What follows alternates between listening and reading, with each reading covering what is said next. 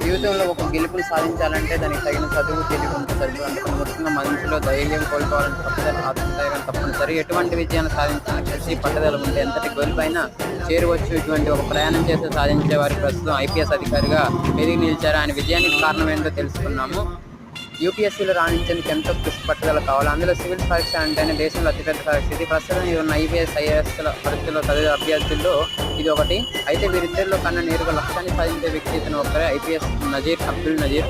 ఇతను నెల ప్రయాణం ప్రారంభించారు. పరీక్షలో తెలుసుకుందాం. కేరళ రాష్ట్రంలోని కన్నూరు జిల్లాలో ఉన్న తలసేర్ అనే గ్రామంలోని వి అబ్దుల్ నజర్ తన పుట్టిన 5 సంవత్సరాలకి తండ్రి కోల్పోయి తన సోదరితో పాటు ఆశ్రమంలో